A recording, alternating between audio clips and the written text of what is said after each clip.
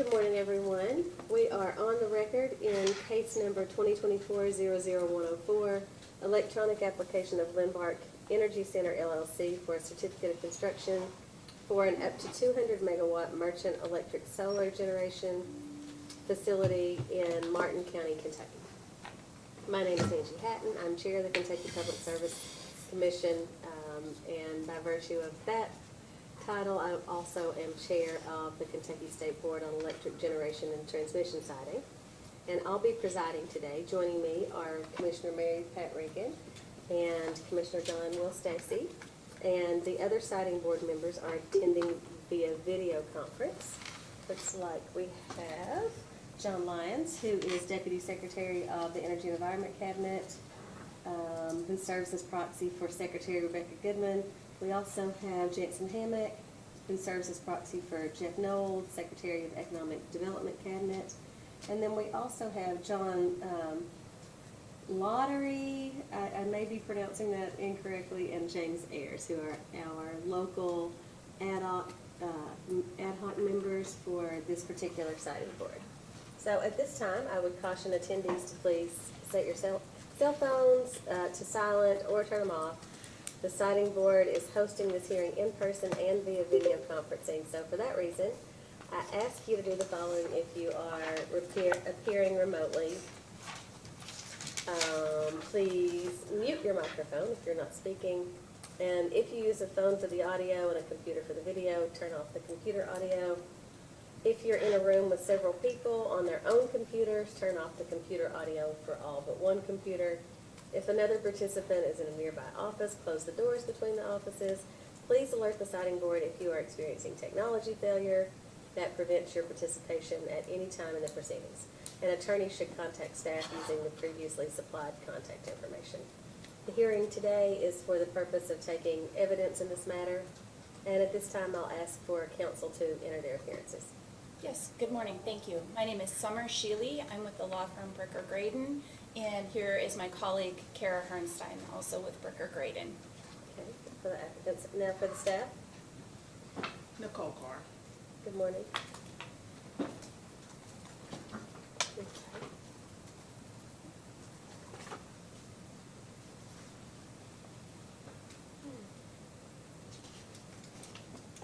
At this time, we'll move on to the public comment portion. I have not been informed that anyone is attending remotely for the purpose of public comment. Is there anyone in the room wishing to provide public comment? Okay. Anyone who does wish to provide public comment may do so by following the instructions located on our website at psc.ky.gov. Written comments may always be submitted by sending an email to psc.comment@ky.gov. Let the record show that the instructions and link to provide public comments have been posted on the website for at least the past 24 hours.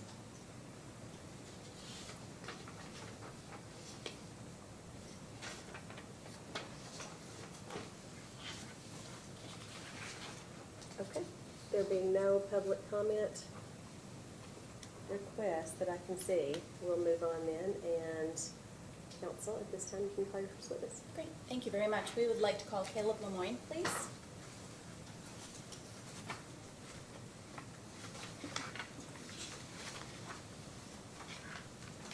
Sir, would you raise your right hand to be sworn? Do you swear that the testimony you're about to give is true and correct to the best of your knowledge under the penalty of perjury? Yep. Please have a seat. Do you have any materials with you up there on the stand? I did not. Okay. Just for the record, he has a copy of the application and the data request responses and the public notice filings that were made, just for reference. Good. Sorry, yeah, they were already. No, that's okay, I put those there. Not a good start. Technically, he didn't bring them, but. Yeah. Technically, you didn't. Okay, tell us your full name and business address for the record. My full name is Caleb LeMoine, Savion Development Manager. I'll make sure I have the right address. It's 422 Admiral Boulevard, Kansas City, Missouri. I'm not sure the zip code. If you need the zip code, I can find it. 64106. Okay. Council, you may ask. Thank you. Good morning, Mr. LeMoine. Can you please state your employer? Savion LLC, Okay, and what is your title there? Development Manager. And are you familiar with the Lynn Energy Center project? I am. Okay, and what is your role with regard to that project? I am the lead developer for Lynn. Okay, and so are you here today to testify in sponsorship of the application and the materials submitted with the application and the responses to data requests and the public notices for this project? I am. Okay. With that, I would tender the witness. Thank you. Council? If I ask you, Mr. LeMoine, I'm sorry, if I ask you any questions and you're not able to answer those questions and there's a better witness suited, just please let me know. Okay. The most recent site plan layout was filed on September 9th in response to staff's second request for information. Is that the most up-to-date site plan? It is. Has anything changed to that site plan since it has been submitted? No, it has not. Do you expect that to be your final site plan for this project? It is preliminary. It may change, but currently that's what we expect the site to stay. What kind of changes do you possibly expect? We are in negotiations with a second site landowner, and just we need to finalize that lease. And in that negotiation, is that for the transmission line or is that for the actual project? It's a small sliver for the actual project. When do you anticipate that construction will begin on the project? We anticipate Q1 of 2026. How many months do you anticipate that construction will take?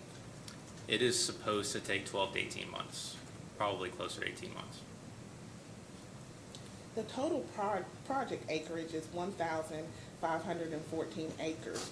What is the total fenced acreage to the project? The panels will be on 641 total acres. Is there a possibility as you move through the construction process that that acreage could increase?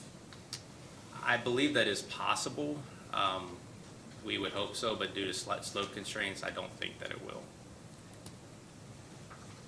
Are there any structures that's going to be demolished during the construction? There is a small two-story barn where the current tenant farmer keeps his tractor that will be demolished. Do you have the permission from that landowner? We do. What type of fencing is proposed to enclose the solar panels? It should be a 6-foot chain link fence with barbed wire on top. Is there going to be a collection system for this project? What do you mean by that? The transmission? There will be a gen-tie that runs from the project site southeast to the INS substation. Staff request request 1, item 28 states that there are going to be 2 participating landowners. One lease has been executed and the title work is ongoing relative to the other. Has that second lease been executed? No, that's what I was previously referencing. We expect that to be executed probably 2 to 4 weeks. When is a geotechnical report going to be completed for this project? We hope to kick that off in Q4 of this year, probably to finish up Q1 of next year. Is it correct that no vegetative screening is planned for this project? That is correct. Referring to staff request item 62, the response provides that based on the viewshed analysis, no residential structures are expected to have a view of any portion of the project. Is that still correct? That is.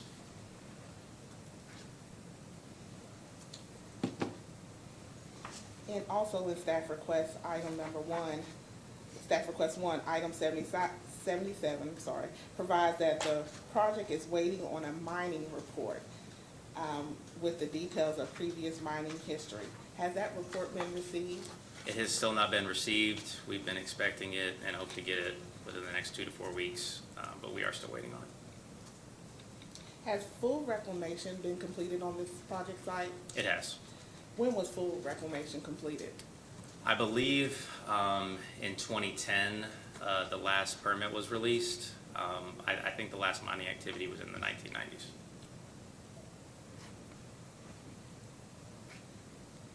many acres are expected to be cleared? I believe somewhere around 200 acres, but I'll defer to Josh, our engineer, on that.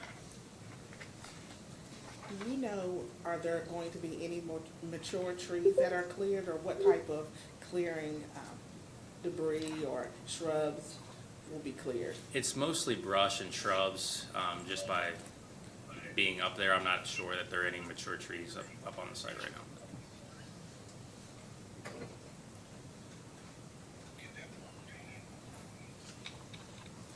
According to staff request to item 23C, states that existing vegetation will be used as screening to the extent possible. Additional vegetation will be used if necessary along the exterior of the project. How and who is going to determine if it is necessary? That, I'm not exactly sure who will determine it. Our project site is roughly 300 feet above Kentucky 3, where the entrance to the site actually is. And just by going to the local residences, it's very unlikely that we will need any additional vegetation, as there's already vegetation surrounding our site. That, combined with the elevation above the local residences, make it very unlikely that we'll need any vegetation. What will be the spacing between the rows of panels? The roads between the panels are supposed to be 16 feet in width, and then the road around the project substation should be 20 feet. How high will the bottom of the panels be from the ground? I will have to defer to our engineer on that. Josh will be able to answer that. Do you know what the ground cover under the panels will be? I do not.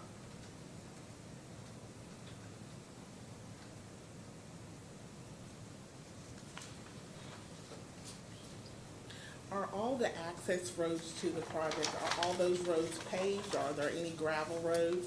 They're gravel off of Kentucky 3. The access roads are currently gravel. What precautions are you going to take, or the project take, to ensure that those roads do not erode? Yes, we'll use silt fencing if erosion is likely. I have been in contact with the Martin County Road and Bridge Department as well, so they'll come out, look at the roads, and just make sure they're suitable for the equipment that we'll be bringing up there. What conversations have you had with Martin County Roads Department regarding the roads, the continued maintenance during the construction and then after construction? Yeah, I've spoken with the foreman, Titus Markham. He does not foresee, he's familiar with our site. He does not foresee any issues, but we'll be in continued contact to make sure that no issues arise. Are any of the roads that are going to be used, especially for like deliveries, are those roads where residents will be using those roads also? No, ma'am. Okay. Have there been any requests by non-participating landowners to add any type of vegetative screening? There have not been. Has anybody reached out to any of those landowners? Not at this time. We have not. Has a phase 1 environmental assessment been completed? It has. Did you provide that in the record? I believe we did. I'm not sure if that was submitted or not. Okay. If it's not, we'll just be asking for that in post-hearing data request. Has any other environmental, any back studies been completed regarding this project? Wetland delineation and T&E are ongoing. Those have started. When do you expect those to conclude? I will defer to Justin On, who's here today. I'm not sure, but should be soon. How will stormwater and runoff be addressed for this project? Yeah, we don't anticipate that being an issue, but we will implement a stormwater pollution protection plan prior to construction. Who will actually develop that plan? Will it be the EPC? I believe that will be the EPC. Looking at staff request number 2, item 18, it indicates that contact and coordination with the FAA would occur. Can you describe to the siting board what type of contact that you've had with the FAA regarding this project? There is a Sandy Regional Airport about 4 miles southwest of our site. We have not contacted FAA for this project yet, but we will prior to construction. Do you have, I know you said prior to construction, is it going to be like a couple months before construction, within like 2 or 3 months of this hearing? It planned to be 6 months prior to construction.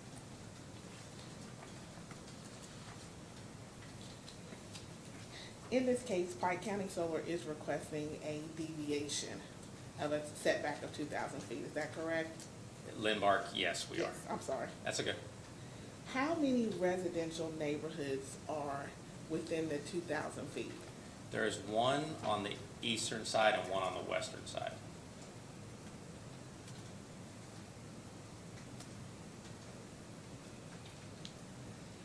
The one on the eastern side, when you look at your motion, do you refer to, is that neighborhood number 1? It is. Okay, neighborhood number 1. And for neighborhood number 2, on what side did you say that was That's on? the east side. The east side. How far, when we say your setback, how far is the exact distance that you're requesting that the project be the setback? The closest panel from neighborhood number 1 is 1,067 feet.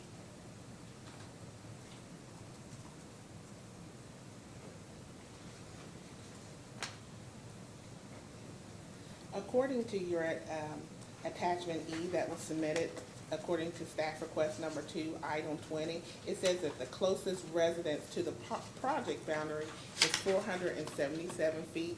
Is that still accurate? I don't believe that that is accurate. I believe the closest residence is the trailer park off of Kentucky 3, which we're calling neighborhood 1. Okay. Neighborhood 1 is the actual trailer park. Correct. Do you know the elevation difference for neighborhood 1? I believe it's 300 feet, roughly 300 feet. And what is the elevation for neighborhood number 2? I believe it's the same thing. Same. Similar. Has there been any attempt to reach out to residents in those neighborhoods about this facility and if they had any issues? There has not at this time. Is there any plans to reach out to those? We will. I will personally, anybody within 2,000 feet of our project, I will be personally reaching out to them. And when you say reaching out, are you sending letters? Are you sending emails? It will be letters, most likely, with our project website on them and my contact information.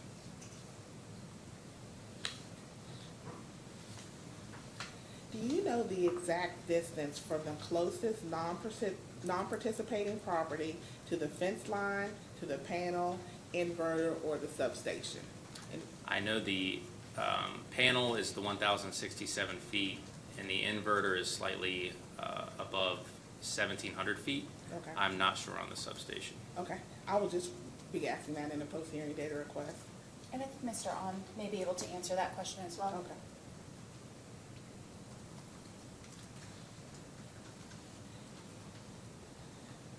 Can you explain to the siting board some of the contact you've had with local executives in the county?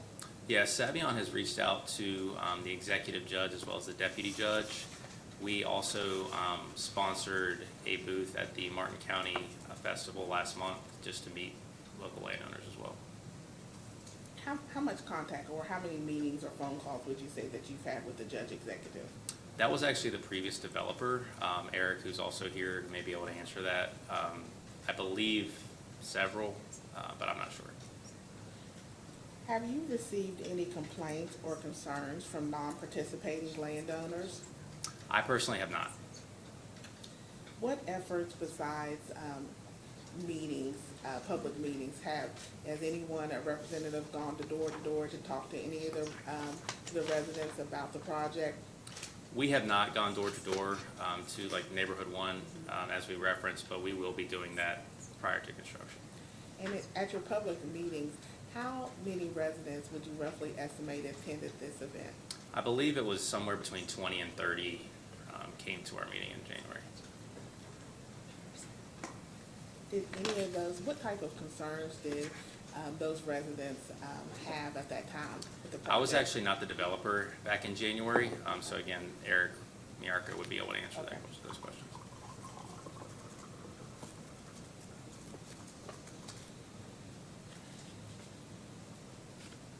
Has there been any request from anyone in the community to change the actual layout of the plan? There is not. Does Lynn Energy have any employees? Not currently. Who will hire the employees for constructions? Will it be a contractor or will it be Savion? That will be a contractor, our EPC, they have not been chosen currently. And so who will actually employ the EPC? I believe that will be Savion, but I'm not positive on that. And where are you in the process of hiring an EPC for this project? That probably will be taking place in the middle of next year, but I'm not positive on that. Is it possible that the same EPC that could be used for the Martin County project currently? That is possible. And what is the distance between this project and the Martin County project? I think as the crow flies, about 4 miles.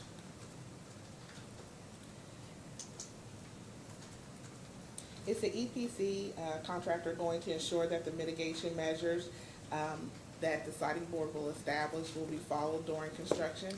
He will as well. There'll be a project manager from Savion. Will the EPC contractor be an outside hire from Savion, or do you guys have your own internal EPC within Savion? We do have an internal EPC SME, but the EPC for the project will be outside. What company will employ the individuals that will be responsible for ensuring compliance during construction? That will be Savion.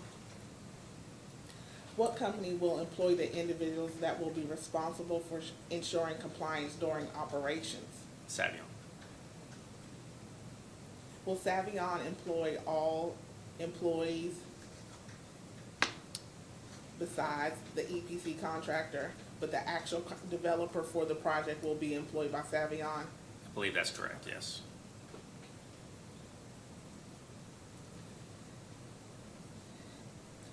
According to staff request 2, question 14, Lynn Energy is 100% owned by Savion LLC. Is that correct?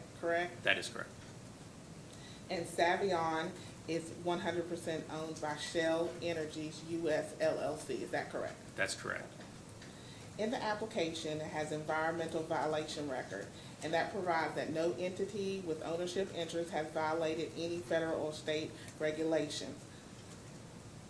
When that was provided in the record, did that only include Lynn Energy and Savion? Did that include Shell New Energies US LLC? No, ma'am, I believe that's just Lynn Energy Center and Savion LLC. To your knowledge, does Shell New Energies US LLC has any type of environmental violations? Not to my knowledge. Do they have any pending judicial hearings regarding potential violations? Again, not to my knowledge. And again, according to your application, Lynn Energy or Savion, they do not have any type of environmental violations, correct? Correct.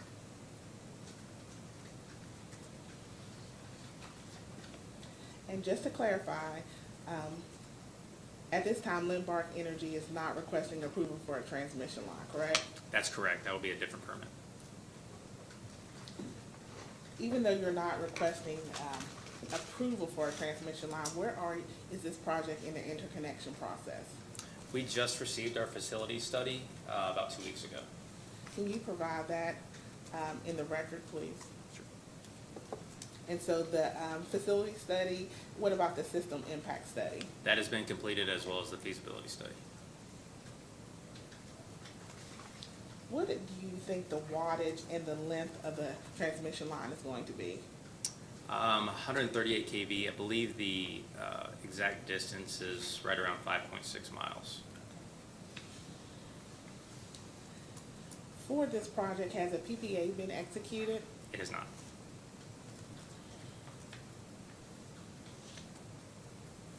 Do the leases for this project contain decommissioning obligations for the removal of all underground cabling or equipment? They do.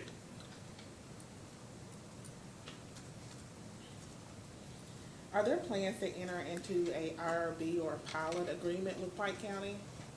Martin County, it is planned, it's okay, it's coming up soon.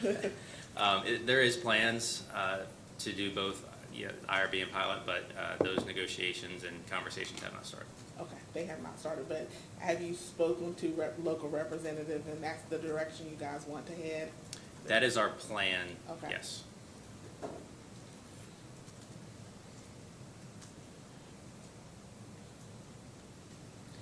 According to staff request number 1, item 16, it provides that there are plans to enter into an EPC contract for the project, so it's not possible to know precisely how many workers will be employed, nor their total compensation. When you look at the Martin County solar project, which is sort of similar to this project, how many local workers were hired? That is information I do not have. Possibly Erica again may have that information.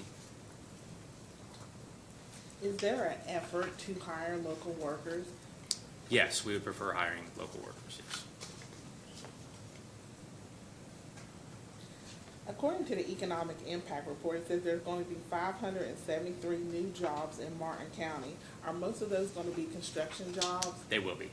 Are most of those going to be construction workers there in Martin County? Or are you going to have to bring in workers from outside of Martin County? That will be the EPC's choice. We do prefer hiring local, that they hire local, but that ultimately would be up to the EPC. So are there job fairs prior to the project beginning that will encourage or let local residents know of the opportunity to work at the project? I believe there will be, but again, that's based on the EPC.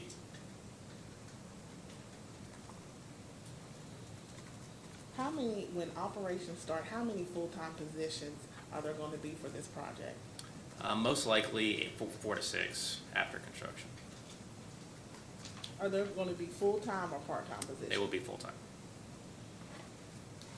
Can you please describe to the siting board what your complaint resolution program would look like for this project?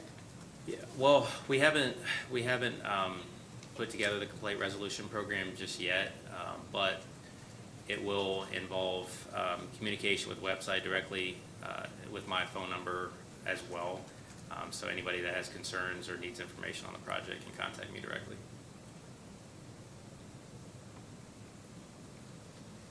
Is there going to be a time period where if a resident has an issue, they contact you? What amount of time are you going to give yourself to try to rectify that problem?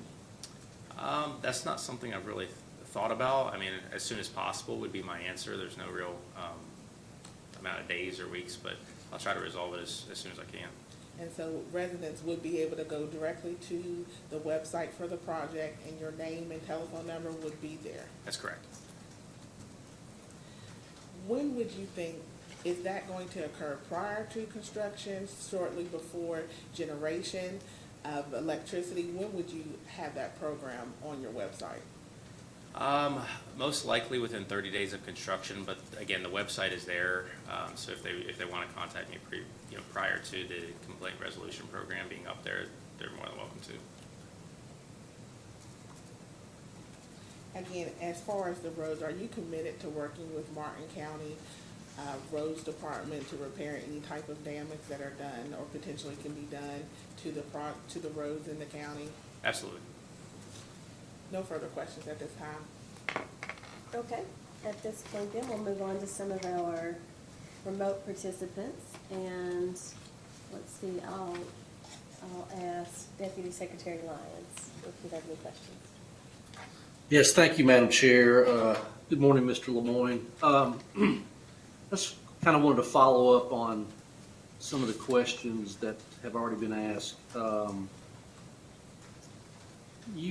You all have developed Martin County Solar, is that correct? Savion has developed that project? That is correct. That is our project. And if I remember correctly, it was a 200 megawatt project. but then later was bifurcated into two 100 megawatt projects? I am not sure on that. Eric Miarka is the developer, so he would have more answers to the questions about Martin County Solar. But regardless, construction has begun on that project, is that correct? It is correct. So since you don't have a geotech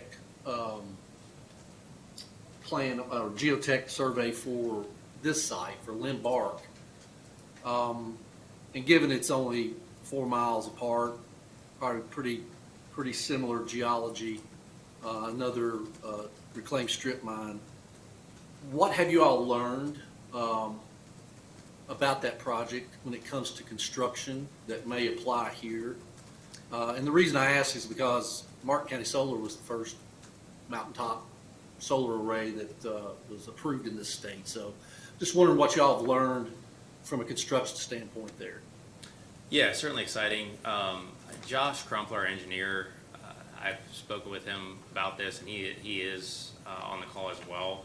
But our plan is to backfill, I believe, with concrete the post because it's a mining site, but he will be able to answer any further questions regarding construction engineering on reclaimed mine sites. Okay. Yeah, I recall that the plan was to auger in the piles at that site. I didn't know if that had came to pass or whether they were driven, and the stability of those, because we are just learning, obviously, about this. Further, I'm a little concerned about any hollow fills on the site, Lynn Bark site. I'm checking with staff to see if there are hollow fills, but as we have learned, as we have embarked on our high ground housing sites after the 22 floods in eastern Kentucky, that some of these hollow fills are really deep and they don't provide a whole lot of stability in terms of putting heavy weights on them. So I've wondered, without a geotech report, had you all thought about that or learned anything about that from your other site? Particularly, you obviously wouldn't want to locate an inverter / transformer, given the weights that those have on those hollow fill sites. Would that be a better question maybe for Mr. Crumpler? It would be. I have had conversations with him, and the plan is to use an auger, just to go back to how you started your statement. But yeah, anything further would probably be best to go to Josh. Okay, we'll defer to him about anything that you may have learned there. I like to get this on the record, even though you plan on submitting a geotech report. Discussion of those items really don't get in the record if we receive the document after the hearing. So we like to talk through these things, at least I do. Moving on to oil and gas infrastructure there. If I counted correctly, I think there's 17 oil and gas wells in the project footprint. Does that sound about right? That does sound about right. And it mentioned gathering lines. Are those gathering lines on top of the ground or are they buried? I believe they're all buried. Okay. How will you avoid those? I mean, I'm sure you'll have a map, but I saw where you're going to do a setback on each well of 50 feet. Any active well, yes, sir, there'll be a setback of 50 feet. 50-foot radius, I assume. Correct. How do you avoid the gathering lines, especially if they're buried? I mean, Yeah, I'd have to defer again to Josh. okay, that's fine. Maybe this is one, it's not so much an engineering question, but as far as mineral rights go, have you all talked to the folks that own the mineral rights for the oil and gas there? We are in process of the mineral right title research, so currently, no. But will you get some sort of agreement? I don't know I don't remember what you did on Martin County necessarily. I think there was oil and gas on that one too. Do you plan on getting an agreement with those folks that have mineral rights that they won't come in and want to drill another gas well in the middle of your project? Yes, sir, we will we will do that before construction. Okay, okay. I also read, Mr. LeMoine, and this may be somebody else's area as well, but I'll put it out there. I think our consultant asked about planting 2 acres of pollinators, and the response basically was the soil really is not of quality enough to plant a pollinator area. But it did refer to existing pollinator areas. I guess my question is, what is the intended ground cover underneath the solar panels? It will be grass or low growing vegetation like clover. Is that something you'll have to plant, or? There is grass currently there, but additional may need to be planted. I'm not exactly sure. Okay, all right. Let me see here.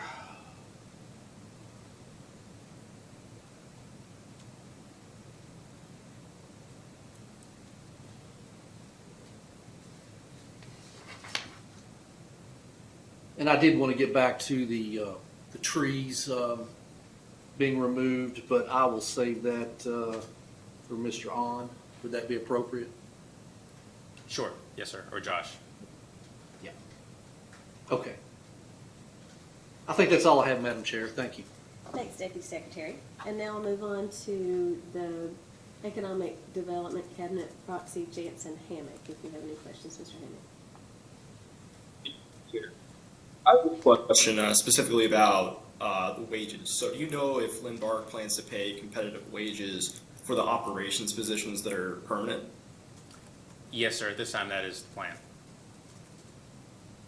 Will those operators be hired locally or externally? We prefer them being hired locally, but at this time can't absolutely commit to that.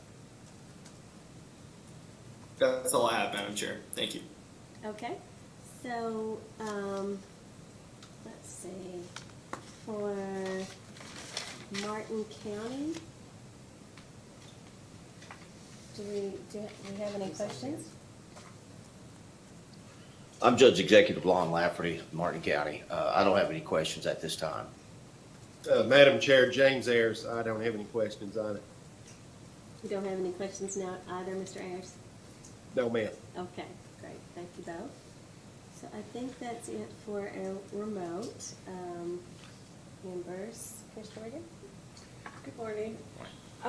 Just to follow up on the question about the full-time employees, will they be full-time employed in Martin County, or are they gonna oversee a few different projects across the state? They most likely will, especially at least Martin County Solar and Lynn, but most likely they may have another project or two as well. Okay, and is there an operations center that Savion has that monitors these sites? We may have one at Lynn. It may be off-site. I'm not exactly sure if there is one at Martin County currently or proposed, but if there is, we would likely use the same one for both projects. Okay. So if someone is having an issue during construction and after, they're gonna have your phone number? That's correct. Technically, would you dispatch technical help then as well? Yeah, I would communicate with our project manager from Savion and figure out what the issue is and how best to solve it. Okay. And I'm not sure if you have any data on this. It's more of a question for me. And we kind of talked about this yesterday in another hearing. Do you have any projects in Florida? Not that I'm aware of, but again, Eric Miarca may know more about that, Okay. but I'm not sure. As we've seen, the climate disasters that have happened, I'm just wondering if there's any data on how the solar panels may have fared during the hurricane or in North Carolina. And if there's any thought about relooking at securing those so they're not flying through the air. I have not heard anything regarding existing solar facilities and how impacted they were by the hurricanes. Okay. All right, thank you. Thank you. Commissioner Stacy? Yes, thank you, Madam Chairman. Who are the landowners on this property? It's Pocahontas Royalties.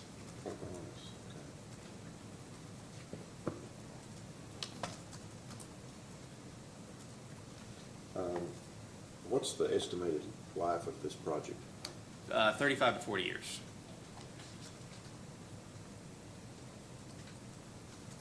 And what's the length of your lease that you have with Pocahontas? 35 to 40 years. Same thing, okay. I was looking at some of the information provided earlier about where the homes that are close are located and the direction of the glare that might be generated. Is it the way I looked at it, it looked like the glare was going to be generated and focused away from those homes. Is that true or not true? I believe that is true, but those homes are, they should not be able to see the panels just because of the elevation change. Yeah, but I mean, they're like 300 feet below this, That's correct. below these panels. But then it looks like that the panels are aimed kind of away from those homes also, aren't they? Or I believe that is the plan. Yes, sir. Again, Josh would most likely be able to answer that question just to be certain. Okay, that's all. All right. My turn. So you were asked some questions about the relationship between Savion and Lynn-Bark. And as I understand it, Lynn-Bark will have no employees. That's correct. They'll be employed by Savion. Okay. Are there assets that Lynn-Bark Energy will own other than just the permits and leases? I do not believe so. Is this a structure that Shell Energy and Savion have used before, just to get a local company only for the purpose of having permits and leases? Yes, ma'am, it is. Okay. How many projects does Shell Energy, well, or Savion, if you know, have elsewhere and in Kentucky? I'm not sure of the total amount of projects. I want to say it's in the 90s in 38 different states.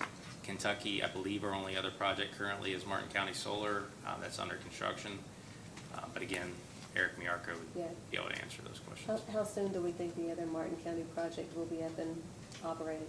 I'd have to defer to Eric again on that. Okay.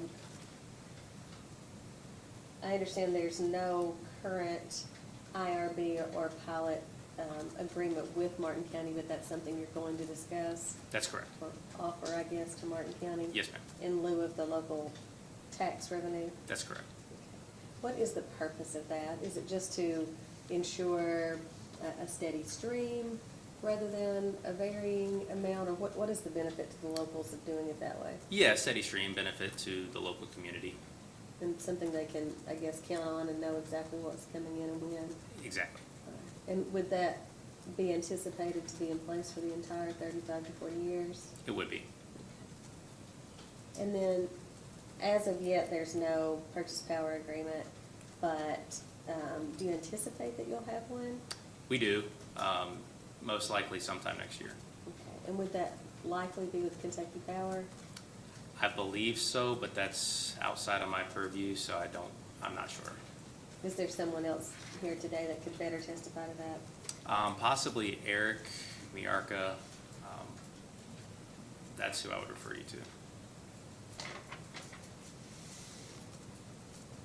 When do you think we would have your final site layout plan submitted? Should be Q1 of 25. Okay. And you may have already answered that. I possibly did, I'm not sure.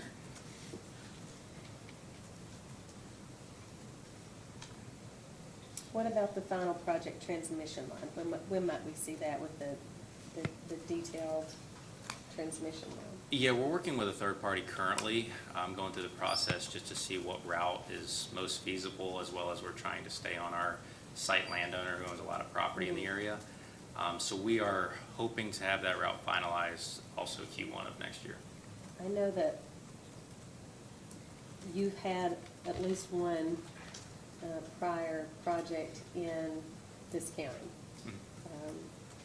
Lots of folks come into a mountainous area like eastern Kentucky and Martin County without a prior experience with what it's like to site transmission through those mountains. But I imagine by now you know that may not be real easy. Correct, Okay. yes. It has its challenges for Unless sure. you're using an existing line somewhere. This would be a new route to the substation. Okay. And then also, in eastern Kentucky, the mineral rights title research, did you have any issues with that in your last project? I'd have to defer you to Eric on that from Martin County. Since this one is wholly owned by one company, the Pocahontas Holding, it likely that mineral rights research has been done and I bel- cleared, but I believe it's ongoing, so I'm not sure of the final details.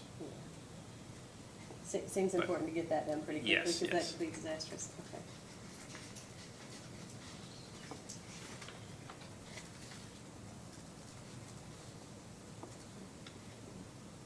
And then you were asked about attempt to hire local workers, and I understand that will be, that attempt will be made. Yes, ma'am. It's a high unemployment area. Sure.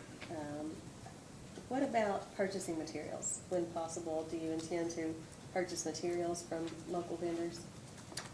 Yeah, yes, ma'am. We would prefer purchasing locally where possible. Okay, so I think that's all the questions I have. Do I have any redirect? No, thank you. Okay. All right. Jim follow?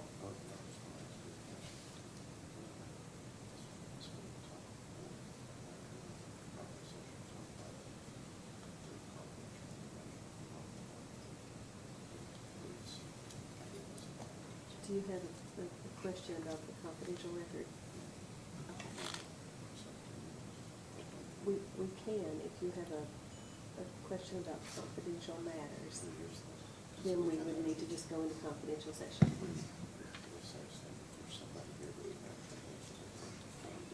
Is it Annalise? So, Commissioner Stacy has a question that we may need to go into confidential record for, but it's a specific about one of the leases. Is this the best witness? Yes. Okay. Candace, let's move into confidential session then, please. Candace, We are on the public record, Chairman. you are so quick at that. All right, we are back on the public record. And did that testimony, I should have asked before we came off confidential record if anyone had questions about the confidential material. Remotely, do we have any, I can go back on? Okay. All right then. Any redirect? No, thank you. All right. Any reason why this witness could not be excused? No, Chairman. You may be excused, sir. Thank you. And counsel, call your next witness. Okay, thank you. I think it makes most sense to call next Josh Crumpler from Savion. And he will be testifying remotely. That is correct, yes. Okay. Mr. Savion, do you have the ability, there you go, to show us your face? All right, can you hear me okay? Yes, I can hear you. All right, and I think we can hear you fine, so I'll ask you to raise your right hand. Do you swear the testimony you're about to provide is true and correct to the best of your knowledge under penalty of perjury? Yes. Okay. And tell us your full name and business address, please. My full name is Joshua Crumpler. Address is, I don't know the address for sure. I think it's 421 Admiral Boulevard, Kansas City, Missouri. Okay. All right, counsel, you may ask. Thank you. Good morning, Mr. Crumpler. Can you please just tell us your employer? Savion Energy. What is your position? Senior civil engineer with Savion. And can you just describe briefly what that means you do with respect to Savion's projects?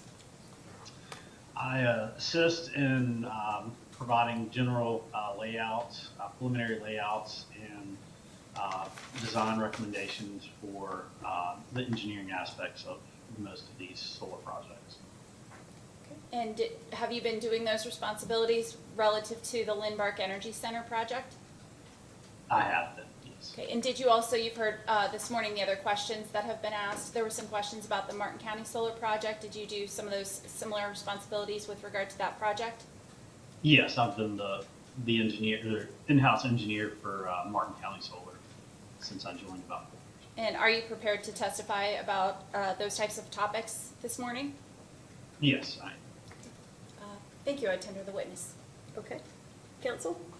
Mr. Kumler, the total project acreage for this project is 1,514 acres, but there's only going to be 641 acres that are actually built upon.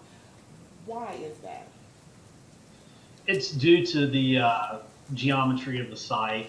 There are exclusion areas, high slope areas, areas where we have access roads and just general site constraints that prohibit us from using those additional acreage. How high will the bottom of the panels be from the ground? Typically, we have those 12 to 18 inches from the toe of the module to allow for grass cutting. What will be the spacing in between each panel? It can vary depending on the module and the racking, but we've seen it anywhere from, the pitch is typically anywhere from 16 to 20 feet. So that leaves a space of about 7 to 8 feet.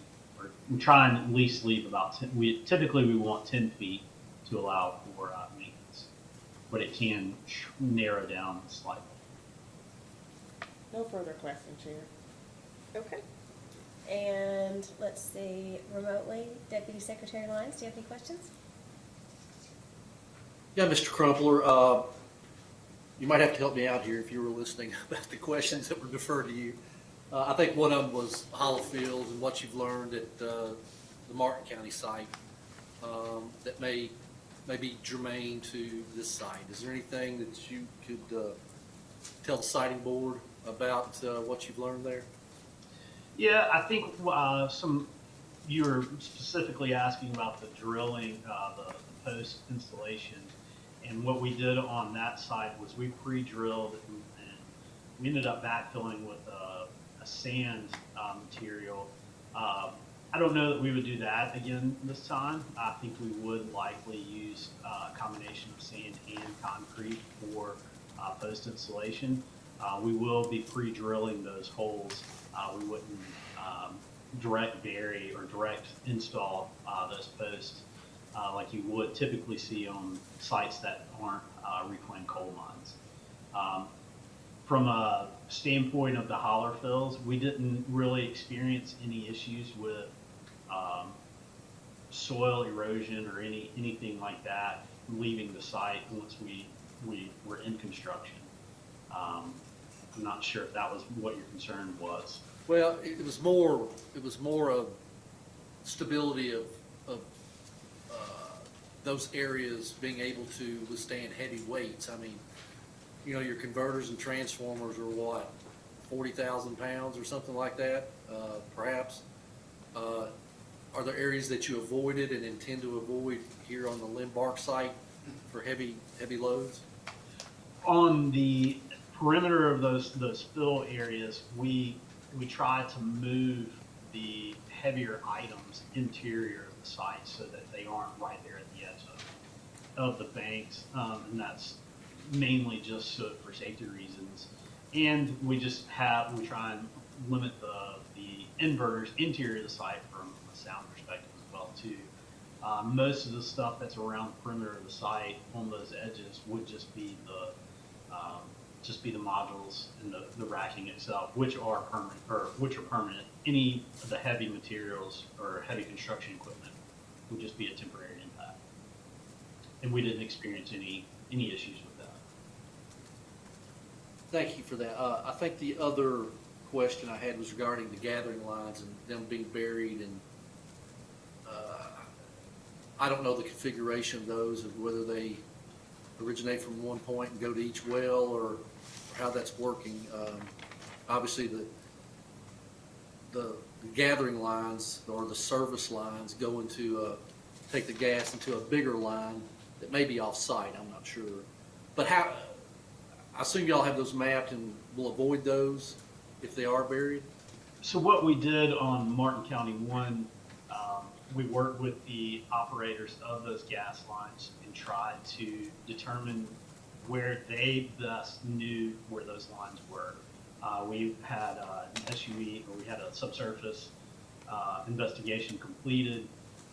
They were able to identify some lines they weren't. We worked with those operators, and if they were in an area where we experienced during construction that we were encountering those lines, we worked with those operators, took them offline and relocated those with those operators to keep them operational for them. Okay, gotcha. Perhaps I should have asked Mr. LeMoine this, but I'll ask you, it was a question I missed. I know on the Martin County site, there was a bit of mine permitting business that we had to take care of with the Energy Environment Cabinet. And it took quite a while. I don't remember exactly what the issues were, but here I've seen the record that you all produced regarding the permit for this site. In fact, that it has received a Phase 3 bond release, but there's post-mining land use of agriculture. Have you all sought yet to change that post-mining land use with the cabinet? I would have to defer to Eric Diarco on that. Okay. He would probably be best to answer this question. Okay, I will just hold that question for him. Thank you, Madam Chair. That's all. Thank you. And Mr. Hammond? Madam Chair, I have no questions for this witness. Okay, thank you. And moving on then to the local board members from Martin County. Does either of you have questions at this time? You'll have At to this time. unmute. There you go. Madam Chair, I have no questions at this time. Either Yeah, of you? no question from me either. All right, thank you. All right, Commissioner Reagan. Good morning. Just as a follow-up to the question that I asked the first witness, do you have any data on the solar panels and how they're faring in a hurricane, tornado, or climate event? The only, I have not seen any damage or any knowledge of any damage from the hurricanes themselves. I did see where a tornado went through and took a little swath of one down in, I think it was down in Florida during Helene. But other than that, I think they are designed to withstand a certain, kind of like the shingles on a house or a house. They are designed to a certain wind load. And then there is a factor of safety on those as well too. But I have not seen any reports of damage Okay. from these. Thank you. Okay. I don't have any questions. All right, Commissioner Stacy doesn't have any questions. I have just a couple. These panels, as I understand it, are about at least 1,500 feet from the nearest residential area. Do you know how close they are to the nearest house? I don't know off the top of my head. I would have to look at that further and get back. It'd be at least 1,500 feet though from the nearest house, right? I would believe so, yes. And with this elevation, I assume you wouldn't be probably within line of sight to interrupt the view shed of any of those houses. No, ma'am. And are those panels fixed or are they tilting? I believe we are fixed tilt on this. Okay. So the glare study would remain constant then, if the panels don't tilt to chase the sun. Is that correct?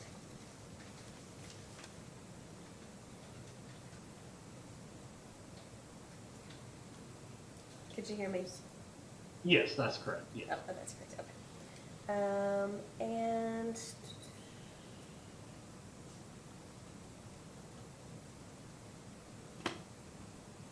see. I think that's all the questions that I have. Anyone have a follow-up question? Any redirect? No, thank you, Madam Okay. Chair. In that case, Mr. Crumpler, you are off the witness stand. Great, thank you. And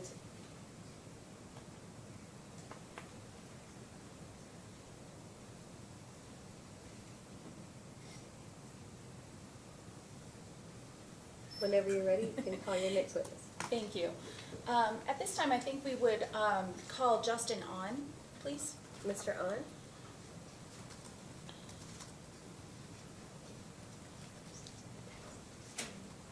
Would you raise your right hand to be sworn? Do you swear or affirm that the testimony you're about to give is true and complete under penalty of perjury? Yes, I swear. Okay, please have a seat. Does he have the same materials before him as the other witnesses? Yes, that's correct. All right, counsel, you may ask. Good morning, Mr. On. Good morning. Can you please state your employer? Yes, my employer is Environmental Resource Management Incorporated, ERM. Are they a third-party consultant for this project? Yes, they are. Okay, and what is your title there? My title is Managing Consultant. And what did you do with regard to the Lynn Energy Center project? I was the lead consultant for environmental studies and permitting support for Lynn Energy Center. And our ERM is under contract with Savion to do these studies and work? Correct. Okay, I think I would tender the witness at this time. Okay, counsel? Yeah. Could you please give us an update regarding the wetland delineation report? Yes, so the wetland delineation report is under review. So we are in the process of finalizing the report and its findings, and we will coordinate with applicable agencies once that is finalized regarding wetland and water body potential impacts. When that report is finalized, would you be able to provide that for the record for this case? Yes. Could you describe to the deciding board a little bit about the types of trees or what's going to actually be removed as far as the tree clearing? So the type of trees within the property itself, mostly invasives. You have autumn olive, honeysuckle, mostly invasives. In regards to tree clearing itself, I would have to defer to Eric. Did you say invasives or non-invasives? Invasives. No further questions.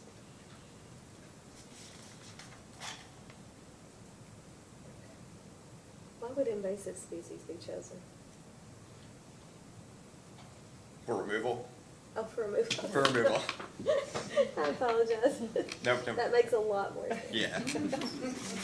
All right. Deputy Secretary Lyons. Yes, thank you, Madam Chair. Good morning, Mr. On. Good morning. I've just got, you may defer this, it's about the tree clearing.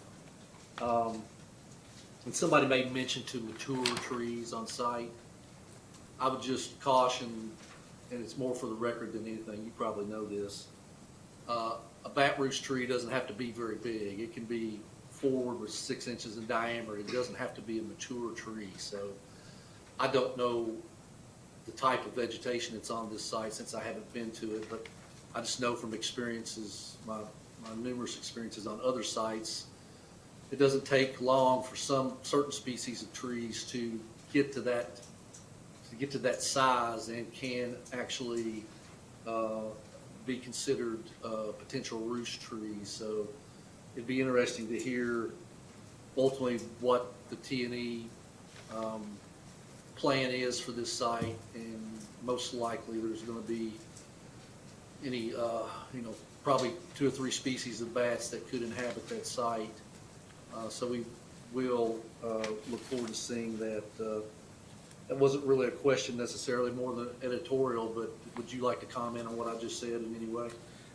Yeah, so our T&E habitat survey report included the survey of potential habitat for bats, and upon completion of the results and subsequent reporting, we will coordinate with applicable agencies, U.S. Fish and Wildlife, and state equivalent agencies to determine the best possible outcome to avoid bat habitat and minimize its impact.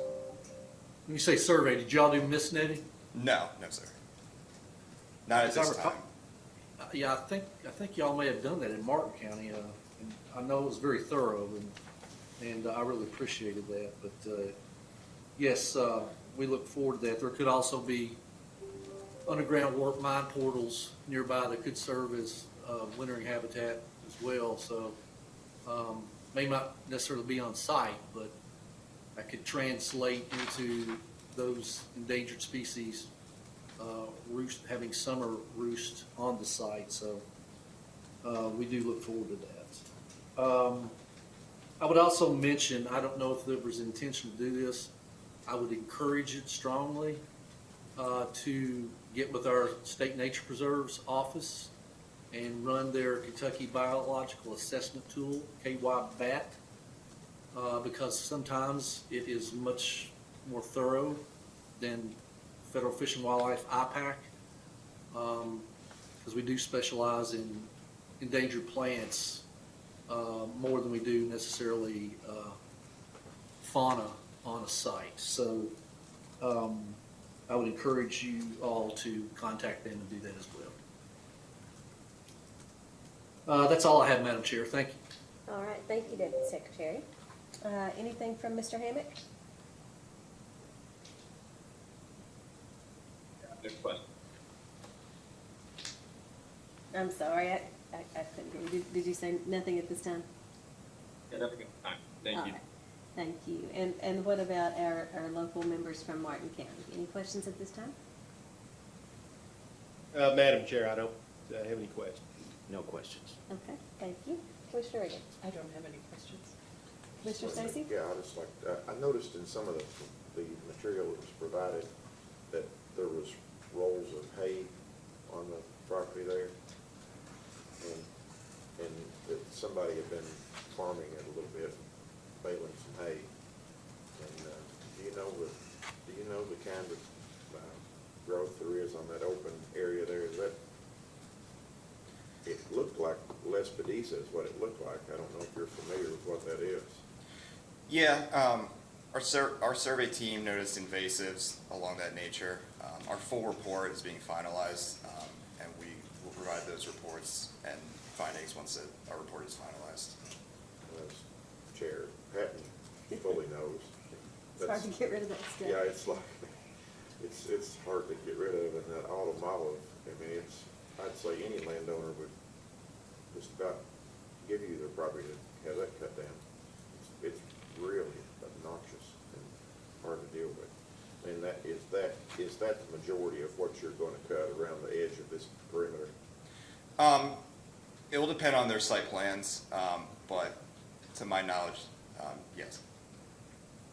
Anything else? And I don't have any questions. So any redirect? No, thank you. Okay, step down, sir. You're excused. And council, call your next witness, please. Yes. Well, does anyone need a break? Do we need a 10-minute break? I'm good to keep going unless I have a request. We're good? All right, yes, please continue. Thank you. At this time, we would call Tony Aresty, please, who is the noise expert. Okay, and Mr. Aresty is joining us remotely this morning. Can you hear us okay, Mr. Aresty? I can, thank you. Good morning. Good morning. Please raise your right hand. Do you swear or affirm the testimony you are about to give is true and correct to the best of your knowledge under penalty of perjury? Yes, I do. Okay, counseling. Well, please tell us your full name and business address, and then counseling may ask. Good morning. My full name is Anthony Aresty. My business address is 200 Charles Ewing Boulevard in Ewing, New Jersey, 08628. And I'm a principal consultant. My specialty is I'm a noise SME for ERM, Environmental Resources Management. And could I ask you to sit just a little closer to your microphone, please, just so we can hear you clearly? All right, we're good. Thank you.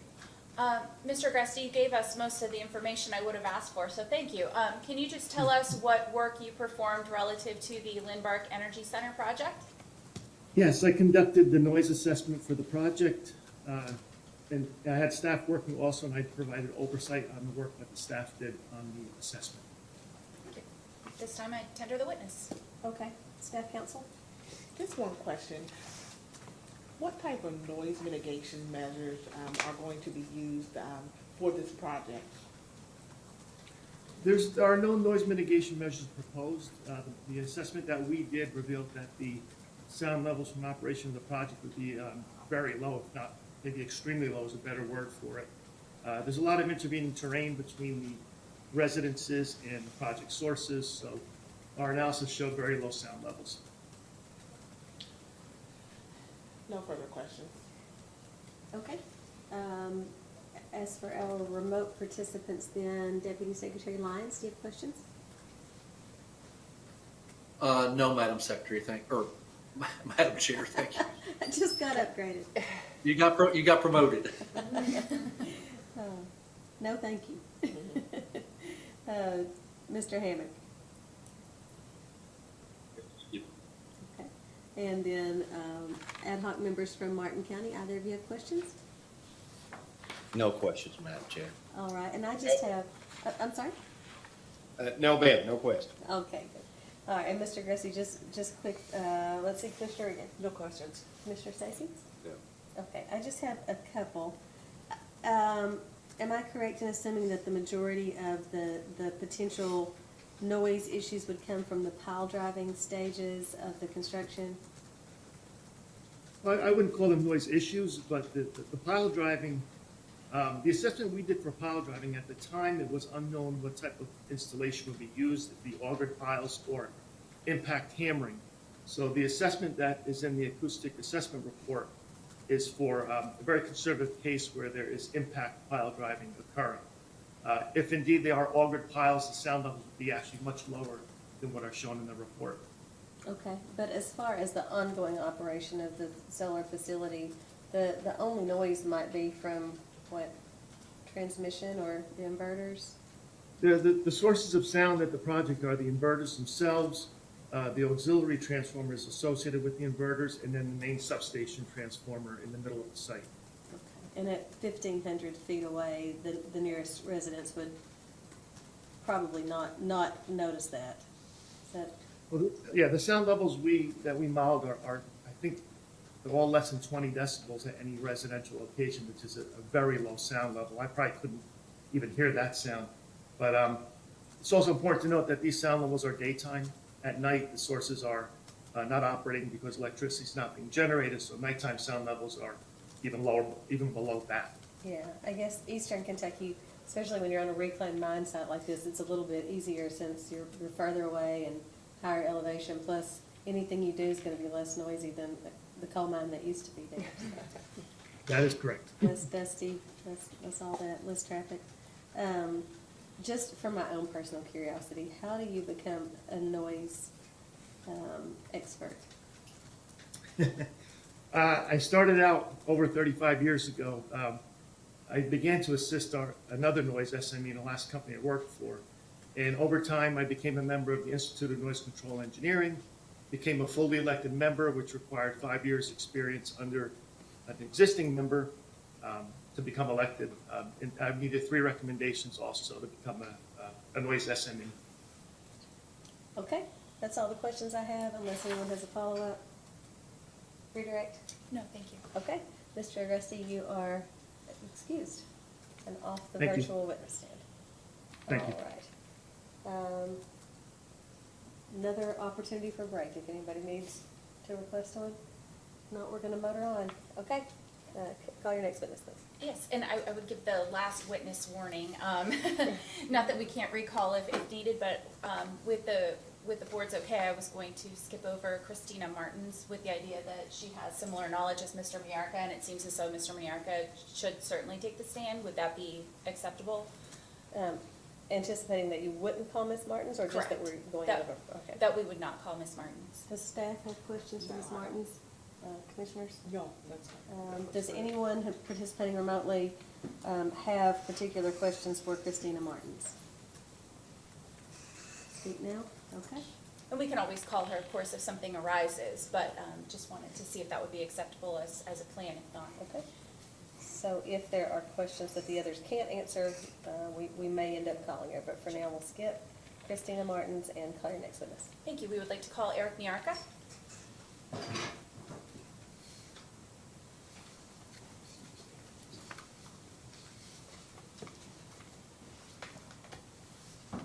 Please raise your right hand to be sworn. Do you swear or affirm the testimony you're about to give is true and correct to the best of your knowledge under penalty of perjury? I do. All right, please have a seat. Tell us your full name and your business address before we begin. Eric Miarka, 422 Admiral Boulevard, Kansas City, Missouri, 64106. Okay. Counsel? Thank you. Good morning, Mr. Miarka. Good morning. Who is your employer? Savion, What is your title? Development Director. What was your involvement with regard to Lynn Energy Center? I worked with Caleb. I started the project early on, negotiated the lease, held some preliminary meetings with the judge and deputy judge, and held a community meeting early on before handing the project off to Caleb. I'm also the developer of the Martin County Solar Project. And have you continued to remain involved and aware of what's happening with Lynn as development has progressed? Yes, ma'am. Okay. At this point, I would tender the witness. Counsel? Yes. Can you explain to us, during your public meeting, what were some of the residents' concerns about this project? There was really one main concern we had, and to back up, we sent mailers to everyone that owned property within a quarter mile of the project boundary. So there was, I don't remember the exact number of mailers that were sent, but it was scores. Approximately 30 people attended that meeting. Their concerns were that we were building something on their property. They thought because they were getting the letter in the mail that we were proposing to build the solar project on their property, and that was their main concern. Once we explained that we were not building anything on their property, we were only building the solar facility on the Pocahontas property, they didn't really have any concerns. There was one woman who had a concern about a family plot that she thought was in the vicinity. We followed up with her afterwards, identified the exact location of that family cemetery, and determined it was outside the project location. So those were the two issues that came up. How many public meetings did you have altogether? That was the only public meeting that we've held so far. When is, you said you are the lead developer for the Martin County project, when is that expected to start construction? We did split it into two phases. Phase one is 111 megawatts, and that is already under construction, and we anticipate it being commercially operational by the end of this year. Can you update the siting board a little bit about your negotiations or where you are in the process as far as the purchase power agreement? Yeah. Yes, so every project will likely have a power purchase agreement. That usually comes much later in the process once we know all of our costs. It's very important for us to be able to offer a price for a power purchase agreement and not have to renegotiate the power purchase agreement. If our costs change, that would change our price of electricity. So we have been talking with some utilities as well as commercial and industrial customers that are interested in entering into these virtual power purchase agreements on these types of projects. We are not at a point yet in the development life cycle of the project where we're ready to enter into a power purchase agreement. So we anticipate that occurring sometime next year in 2025. No further questions, Madam Chair. Okay. Deputy Secretary Lyons? Yes, thank you, Madam Chair. Good morning, Mr. Miarka. You did hear my questions earlier, I assume. Did want to follow up on the post-mining land use, and if y'all have engaged with the Energy Environment Cabinet on changing that? We haven't engaged directly with the cabinet yet. That is our plan. You're right. Similar to what we did at Martin County Solar Project, we will go through or we propose to do a post-mining land use change on those permits that are still active on the site to accommodate the solar project. So we are working with a consultant here in the Commonwealth that is the same consultant we worked with on the Martin County Solar Project to go through those post-mining land use changes as appropriate. Okay, thank you. Any other comments you might have on some of the other questions I asked about geotech or Yep. construction? Yes, sir. I took some notes. I'll try to hit on all of them. So you asked about holler fills, and that is a particular concern for us. Those are not so much from an erosion standpoint, but from a settlement standpoint. And so we definitely do not want to put any critical infrastructure, mainly just the project substation, where there is a significant amount of fill depth. So you'll notice that the substation is more in the center of the site where there's not as much fill depth, but settlement is a concern for the solar array as well. And so part of our development process on these mine sites, and this was a lesson, this was something we had to go through on Martin, is to do a number of different studies to try to predict where the settlement is going to be the worst and what that potential settlement can be over the 40-year lifespan of the project, and make sure that we're picking equipment and installing our equipment in such a way that it can accommodate this settlement that might happen over the next 4 decades on site. So settlement is really the major concern as it comes to the holler fills. You're right about the geotech. The geotech, especially with our installation technique, it doesn't matter really we know we can't drive piles straight into the ground here. We have to pre-drill the holes, and then we will be driving piles into those pre-drilled holes. But because of the significant aggregate, and you can have some, once you get into the ground, you can have anything from the size of some fine gravel down to, or something as big as a refrigerator. So we have to pre-drill those holes, and then we'll drive the piles into those pre-drilled holes. And so that's the installation technique that we're assuming for this project, which is what we did at Martin County as well. You did ask about oil and gas. Our first step with oil and gas infrastructure is just to avoid it with those setbacks that you heard earlier. We do work with the oil and gas operators and the mineral estate owner to work out some sort of accommodation agreement to make sure that we're not interfering with their operations. And if they do have plans to add an additional well in the future, then we'll set aside an oil and gas pad wherever they think they might want to put a well in the future. And then we'll work with our surveyor to identify the lines as best we can. We work through state databases to look at where those gathering lines might be, but we'll ground truth those because they're not always exactly where we expect them to be, and that was a lesson learned from Martin. So we'll work with a surveyor and a utility locating company to identify those lines. Sometimes we do ground penetrating radar to find where those lines might be, and make sure that we're avoiding them. If for whatever reason we absolutely can't avoid them, or they're not where we expected them to be, then we'll work with the gas company to attempt to relocate the line so that we can still build our solar project as we've intended. And then the last one I think you had asked about was bats. So our first step is to do the threatened and endangered species habitat survey, which is what Mr. Ahn was talking about. That's in process now. If the study determines that additional investigation is needed for bats, we will do that bat mist netting, which we would anticipate doing since that was the same result at Martin County. So likely after this initial threatened and endangered species habitat survey, there will be some additional field surveys necessary for the bats, whether that's acoustic monitoring or mist netting. That's yet to be determined. Thank you, that's very thorough. Just going back to the settlement issue, just for the record, I know that I believe I read that the Phase 3 bond release was in 2015. I don't know when this area was mined, so it's not had, it's been reclaimed since 2015, so there hadn't been a whole lot of years of settlement that has gone on at the site, so it'll be interesting to see what the geotech tells us there, but it probably should be similar to your other project in Martin County. So, thank you, Madam Chair, that's all I have. Thank you. Mr. Hammack? you may not be able to answer this, but I wanted to ask if you all have completed the hiring for like the permit operators for Martin County, and if so, like how will that inform the process of the hiring for this facility?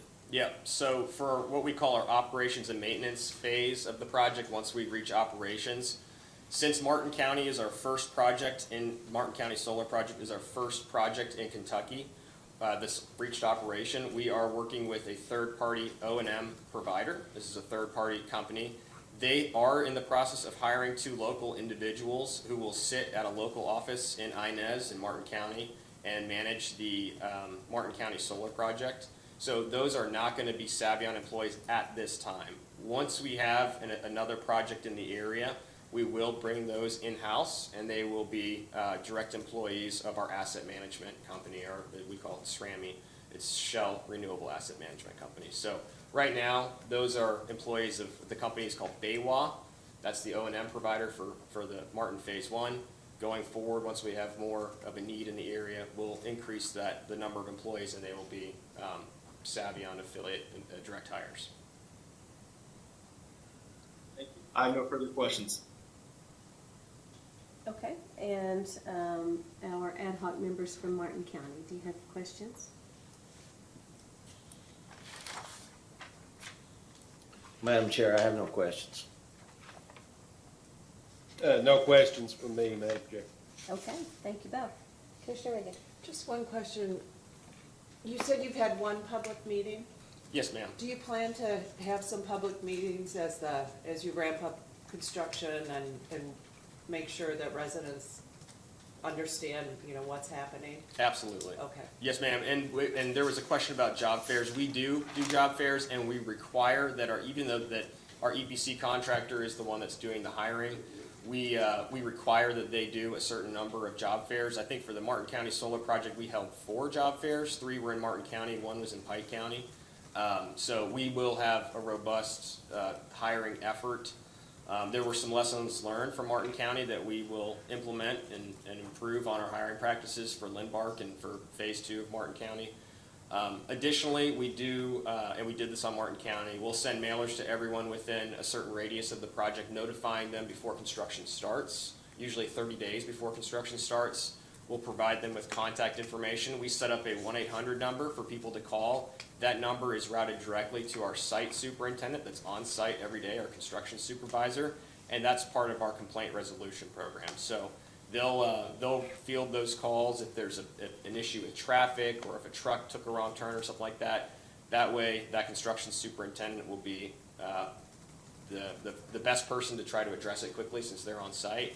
And then we have standing calls with our construction field team to make sure that those complaints are being logged and then reported to the siting board as needed. I think there's an annual reporting requirement for any sort of complaints and the resolution that we provided for those complaints. So to answer your question, yes, we do. We have constant communication with the community, and we'll make sure that anyone that's in the affected area, typically a quarter-mile radius is what we go with, will be notified prior to the start of construction.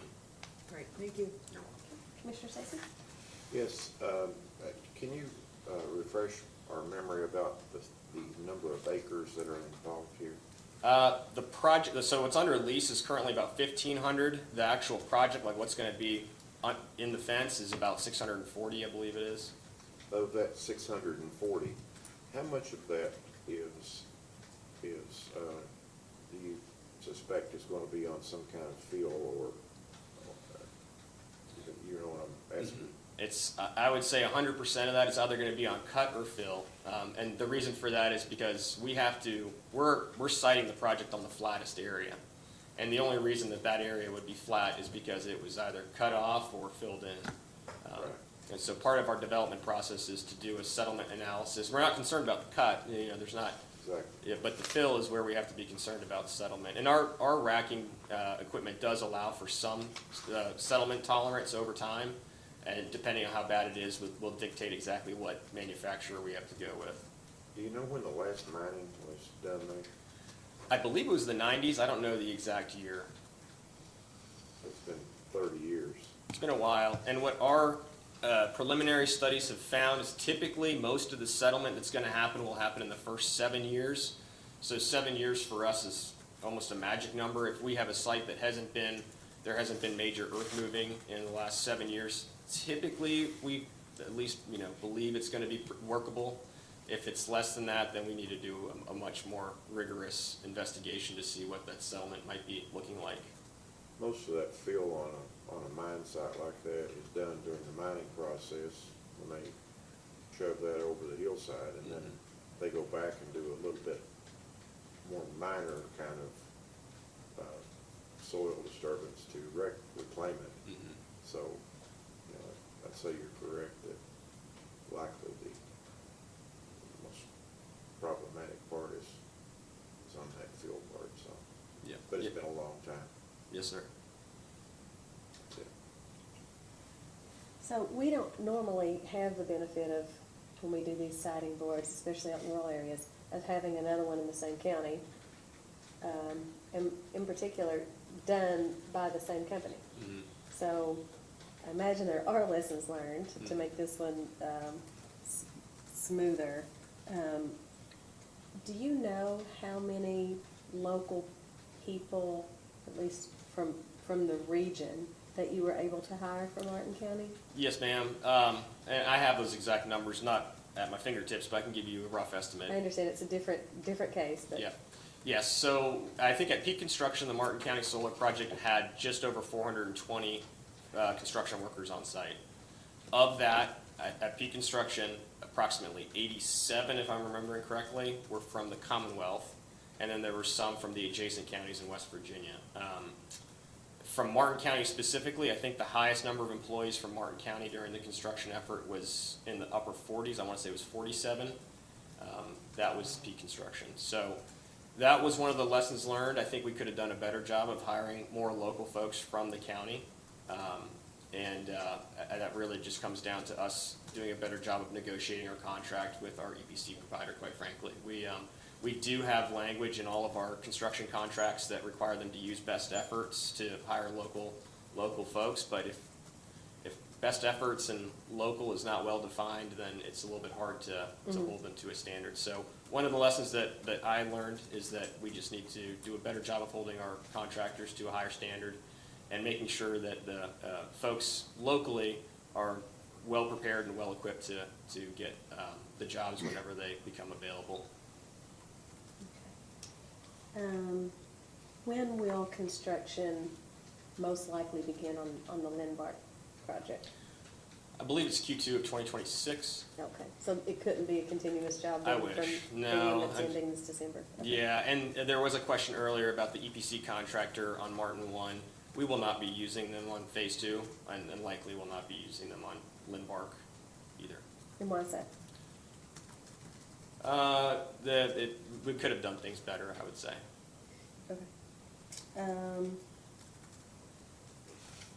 Regarding the ongoing employees, beyond the construction, there's 2 local people that are expected to be working in Inez on the Martin County project. Yes, ma'am. And then you said that there will be a change. The change will be in who actually is their employer, right? Yes, ma'am. Instead of us contracting out operations and maintenance, we'll just bring that service in-house. Will they be the same 2 people for both projects, or are we looking at hiring a couple more? I think that's difficult for us to say. Technically, those people will be employees of a different company. Whether or not we're able just to take them away from their existing employer and hire them, I think that would be our preference because they have the familiarity with the site. But there's no way for us to, unless they're willing to come over and work for us, there's no way that we can just take them over. This is operation and maintenance job, right? They Yep. make sure that everything is mowed and the fences are upkept and Yep. that sort of thing. Yeah.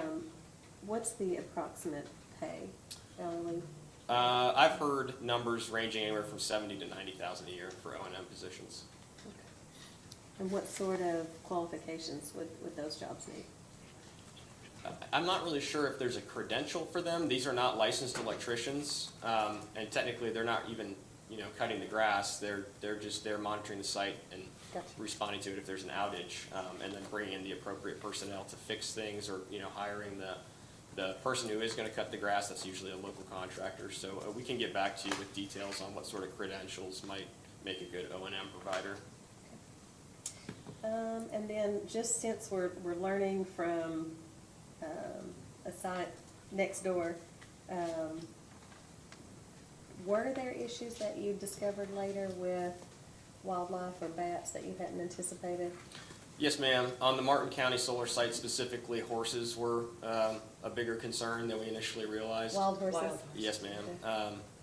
And gas lines. Even though we did ground penetrating radar, we did surface, we coordinated with the operators, and unfortunately, a lot of times they aren't even very certain of where some of those gas lines were, so we had to have unanticipated discoveries, plans in place in case our, contractors came across a gas line where we didn't anticipate one. So that was an issue. And then back to the horses, we work with a local nonprofit to rehouse or to relocate some of the horses. That's a unique problem to the Martin, not every site, but certainly the Martin County solar site has that problem. The Lynn site does not have wild horses right now on it. Okay. I assume you called 811 before you Yes, did, multiple but times. sometimes there's private lines or unmarked.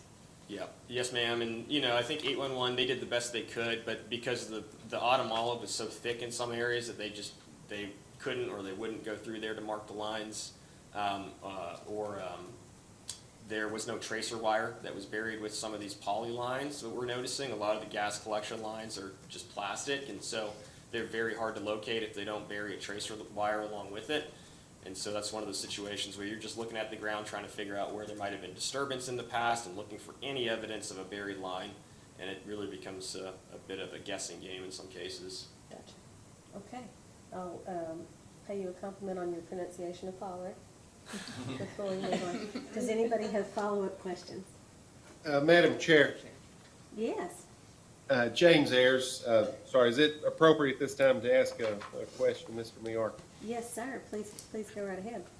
One of the answers that came out of the question that you just asked, there were 420 workers, I believe, at the peak construction phase of the current project. I guess roughly 10% of those were Martin County citizens. So with the project that's the subject of this hearing, there's, based on the U of L report, or the economist U of L, I think the estimate is 573 jobs. I'm curious, so the 420 workers at the peak of the last project, how does that compare with what the expectation was going into that project from a percentage standpoint? I think, I'm not super familiar with the economic impact study, but I think the 573 jobs that are referenced in that study are direct and indirect jobs. So I think that's an important distinction, is that doesn't mean there's going to be 573 construction workers. Some of those could be, folks that work in local businesses that are being patronized by all of the construction workers. So I think that also represents indirect. But to answer your question about the expectation, that fell below our expectation for local hires. We can't typically set a firm number for our contractors because they might not be able to hire as many qualified local folks, and so they're very unwilling to have a certain percentage. But 10%, in my opinion, is too low. We can do better, and that's one of the reasons that we're not going to be using that contractor for subsequent projects in the region. As far as total jobs, though, so I understand exactly what you're saying about the spinoff. The 420 workers at peak, we still get there is an impact for us on that. What was the expectation going into that project, what the total construction workers would be? Was that more or less than was expected? That was more than we anticipated. We anticipated about 250 jobs for a project of that size. Typically what we see on these projects, anywhere between 75 and 120 megawatts to 200 megawatts, is 200 to 300 employees. I think what required or what dictated or necessitated additional people on the Martin 1 solar project site was the timeline for construction. There is a requirement to bring the project online by the end of this calendar year. So in order to achieve the timeline that was needed for Martin 1, they had to bring in additional resources, additional personnel. And it was our first mine site. It was our contractor's first mine site that they were building on. And, you know, we quickly, when we got into it and we started doing some civil work, I think they realized that it was a bit more of an undertaking than they had originally anticipated. So they just had to staff up to try to get the project back on schedule. Thanks, sir. And I go back to what you said about the spin-off jobs. I have read quite thoroughly the economic impact analysis. There's a Berkeley study that's cited in that's 10 or 12 years old. I'm not sure that's a great comparable for a job site in eastern Kentucky. I think this first solar project that we've all got experience with would be the best one to look at for that. Madam Chair, thank you for allowing me to ask that. Sure, absolutely. Madam Chair, Judge Executive Long Lafferty, I just have a couple of quick questions, Yes, sir. Mr. Biarchi. First, as far as the pilot project, the model for pilot, payment in lieu of taxes, is that something that's frequently used throughout Kentucky? Is this something that was fairly new to this project? Well, solar is new to Kentucky, and the IRB, I think, is used quite regularly in other industries. Industrial revenue bonds and pilots are used pretty regularly in industrial and manufacturing settings. It is common to use it for solar projects and renewable energy projects in Kentucky. There just haven't been that many solar projects that have been built in Kentucky, so I think that's why you don't see a lot of them. I will say the Martin County solar project, when we entered into that pilot agreement with Martin County and with the judge, that was, and I think it remains today, the highest pilot payment in terms of dollars per megawatt of any solar project in the Commonwealth. There has been some policy changes since that was the first one too. I will mention the first pilot agreement that was approved by the Kentucky Economic Development and Finance Authority. Since then, KEDFA has not approved any pilots for solar projects. So you can still enter into the industrial revenue bond and a pilot agreement. There is less, I'll say, economic advantage to doing so because KEDFA is no longer approving IRBs for solar projects. Okay. And secondly, you said earlier that you certainly could have done a better job as far as hiring local people. I think the total number that was 47 people that eventually were hired. I know when we had our job fair, there was about 500 local residents that came forward. Most of those folks were very excited at the time. We ended up with 47 of those people. I'm just curious as to why the number was so low. Was there something there that for some reason those people that were not qualified, or what the reason was? Is there something then, therefore, that we might do to better equip ourselves or prepare ourselves for this next project to ensure that more Martin Countyans are hired? Yeah, that's a good question. And that's something I can look into and get some more tangible feedback from our construction managers as to why the local folks weren't hired at a higher rate. The 47 was just from Martin County, though. I mean, if we include Pike County, Johnson County, Floyd County, that number goes up. I don't recall that number offhand when you include the adjacent counties. If you recall, at the time, we were in those initial discussions, it was going to be that Martin County, not just locally looking at the region, but that Martin County would have somewhere in the range of 250 to 300 people hired locally, meaning in Martin County. Yeah, and we'll do investigating and figure out what we can do to improve the marketability of some of the local folks to make sure that they're well positioned for the next opportunity. I don't have a good answer to that right now, unfortunately. I'm not sure what the contractor's rationale was for not hiring more folks from Martin County. I think at the end of the day, just what maybe wasn't a high enough priority, and unfortunately we couldn't compel them to make it a higher priority. In their mind, I think they view that local is the region and not necessarily Martin County. So I think between more rigorous contracting provisions in our EPC contract and just more maybe some better preparation with Martin County residents to make sure that they've got the credentials to make them more hireable by these contractors, I think we'll see a much of an improvement on the local hiring situation.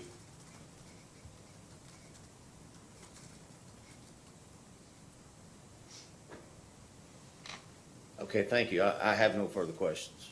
All right. Thanks, Judge. Commissioner? I just have one question, Madam Chair. Yes, please. Is the EPC going to be the only person in charge of hiring, or is there gonna be someone now, knowing what you know now? Is there gonna be someone from Savion directly who is helping with the hiring? Our EPC is responsible for hiring. If it's a construction job, they are the general contractor, they're responsible for hiring, it's their construction people. We have construction superintendents, we have construction project managers, but the people who are actually turning the dirt and plugging the wires together, that's our contractor. So those are their employees, and ultimately it's their responsibility to hire those individuals. But is there gonna be someone from Savion making sure for this time around, knowing the issues, that there is going to be a more concerted effort to actually I'm going to be in charge of making sure that when we go to these job fairs, that more residents are actually, if they're showing up, they're actually being hired? Yeah, absolutely. Yeah, and that's where I mentioned the EPC contract, because at the end of the day, that's what is binding, is the contract between Savion, or in this case, Lynn Energy Center, and the EPC contractor. And we can have more robust language in that EPC contract that requires or provides more details on what the local hiring criteria is, or what that requirement is for the EPC to meet. And if they don't meet it, then, we could pursue that through some sort of litigation if they're, not meeting the terms of the contract. I think we just have to be realistic and understanding that it might not be possible to hire 100% of the folks from the local county. I think that for any project like this, a general contractor is going to be bringing in some specialty positions they're coming from wherever their home base is. So they're probably going to bring in some project managers. They're going to be bringing in some people who are experienced with commissioning the inverters. That's usually a specialty job. So there are some jobs that you cannot get locally, but by and large, I'd say over half the jobs on any solar project could very easily be filled by local residents. No further question. I had a follow-up. You had mentioned the company Baywa. Yes, ma'am. Think they're experiencing a bankruptcy event in one of their other cases? Are you familiar with that? I am not, and I'm not. And I know that they have a development division, and then they have an operations and maintenance division. Right. I'd be surprised if their operations and maintenance division is going through bankruptcy, but I can't speak to that. And that's the capacity they would be operating in this company? Yes. Okay. Yeah, So only for operations and maintenance. one of the major concerns in every one of these cases that we've had is who's going to do this long-term, especially when responsibilities are changing between levels of corporate ownership and contractual relationships. So I think that's a real concern for locals, that we're having relationships with people that will still be here. Yeah. So that might be just a follow-up, exactly what that role will be and whether or not it's with the actual bankrupt entity. We might have some questions in a DR. Can you respond to those? Certainly. If Yes. someone can. Someone. Gotcha. And to be clear, the project will continue to be owned by Savion and Shell. That the ownership's not changing. It's just who are we hiring to, cut the grass or to coordinate with the person who's going to cut the grass. Okay. And those are usually only short-term contracts, anyways. At most, those are a 3-year contract. Okay. Any follow-up questions, Commissioner Stacy? Just one, you talk about all of the jobs that were created during the construction period. Yes, sir. What were you may have told this, but I don't recall it. What was the average pay of those jobs? I don't know. I'm sorry. We can look into that and see what the average pay was. I will tell you that going forward, our projects are going to have to meet prevailing wage requirements. So that was not the case on the first phase. That being said, that they were, I remember, they were attractive jobs. People wanted those jobs. I think that the pay rate was very competitive. I don't have the exact number. When you talk about prevailing wage, you're talking about for that region? Yes, sir. Okay. And what about benefits on those jobs? They would have been hired through our EPC contractor. I'm not sure what benefits they offered, but we can look into that and get back to you to see what the typical benefit package is for a construction employee. That'd be good to know. Yes, sir. Madam Chair, Yes. my apologies, I do have one more follow-up if No I problem. may. And this is maybe more of a comment that I'd just like on the record as opposed to any kind of question. But if my notes are correct from the testimony, 87 hires during peak construction were Kentucky residents. I know that it was mentioned about surrounding counties. So that 87's out of 420. So I'm the past chairman of One East Kentucky. It's a 9-county economic development organization. I know Mr. Hammock's familiar with that. Madam Chair, I believe you're familiar with the organization as well. We have a lot of displaced workers in this region. We have a lot of talent in this region. I completely understand that. Certainly, some of this would be specialized work. I remember there was supposed to be a training program with Big Sandy Community College. I'm not sure that ever got off the ground, but I'd just like to be on record with that comment that going forward with this project, there has to be a better way to, there's something wrong with recruitment efforts. If we only had 87 Kentuckians employed out of 420 construction workers in eastern Kentucky. Mhm. Maybe that EKSEP program could help, or like you said, the training with the local community. We have the college. tech center here in Inez that, and I don't know the reasoning why, there may be some very compelling reasons why it was only 20% or whatever, but when we're talking region-wide, though, when we're talking eastern Kentucky, we've got a lot of studies that I would be happy to share with whoever would like to see them. Our workforce here will travel to work. We have people that drive to Man, West Virginia from Inez, Kentucky to work in a coal mine. So that's something that certainly needs more due diligence, I think, going forward.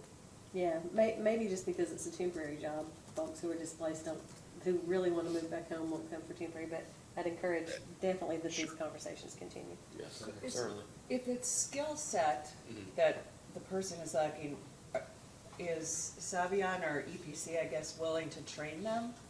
If they're located in that area? Yes, and in fact, even though we had our issues with the last EPC contractor, they did provide pathways to employment for people who weren't trained. They would bring them in at a lower level and then advance them throughout the construction fit process, and that's true of almost any EPC contractor. So that's always true. I think what we can do and look into going forward before construction starts is what sort of training programs might we be able to provide or roll out, or at least share with the judge and the economic development community to make sure that folks are, have those before the first job fair even happens. Commissioner Stacy? Do you happen to know how many people from Martin County actually applied for a job? I do not. No, I do not. And we are asking you questions about a case that is before us today, but Yeah, it's very similar. Yeah. Yeah, I mean, that might be instructive for the people, the local people that are interested in employment Yeah. there, to know if only 60 people applied or 1,000 people applied. I mean, that would be important for them to know. And if they still have those applications, they could go back and look back through those and say, you applied. Yeah. Our subcontractor didn't do a very good job of trying to hire local people, but we know you were interested in last time, maybe you'll be interested this time. Yeah, that's a good point. And I think that is a good statistic, not just how many people showed up at a job fair, but how many people from Martin County actually submitted their applications. So Right. that's something we'll look into. Thank you. That was, Madam Chair, if I may, just to interject at this point, that was one issue that we had also with the job fair. is that it was advertised locally for when people would show up at the job fair, that they would be able to apply at that time. So we had probably 500 citizens that showed up looking to apply. They were not able to apply that day, and then it became a very arduous process for them to actually to be able to apply. Yeah, I think for that first job fair, the online job portal hadn't been set up by the contractor yet. I think at the subsequent ones, they did have laptops available, and the job portal was set up so they could actually create their profile and submit an application right there on the spot. But that first one, you're right, it was not set up and ready to accept applications at that time. Okay, and this has given me lots of ideas for questions for lots of other cases that we have as well, for how we do this right in the first place. All right, any follow-ups, Mr. Hammack?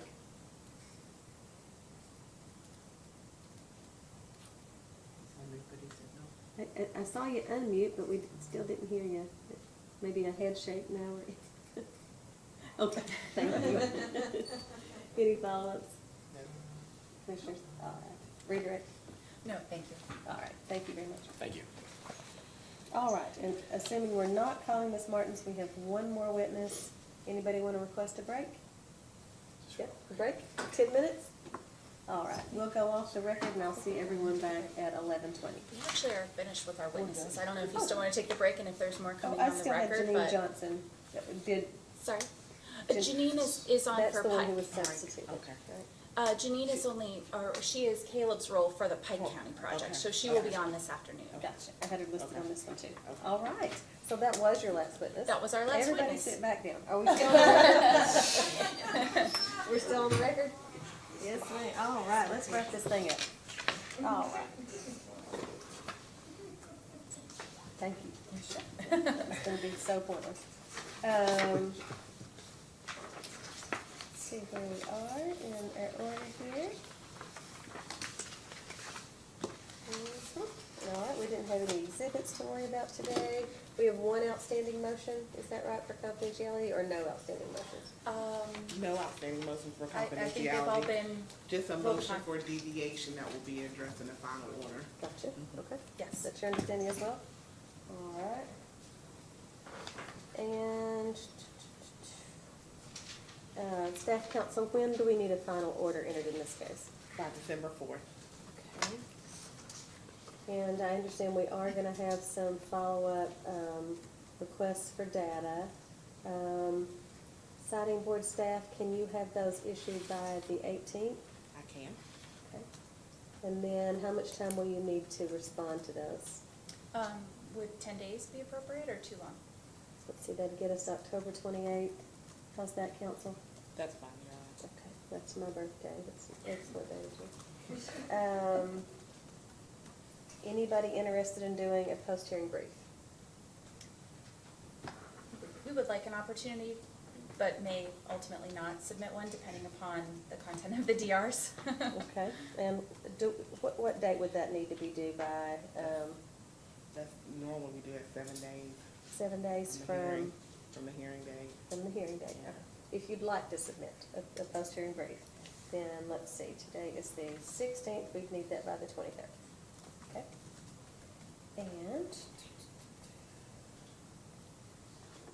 unless there's anything further, I'm gonna use my gavel that someone gave me. I don't know. All right, we're ready? This hearing's adjourned.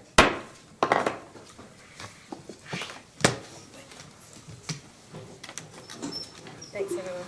Thank you.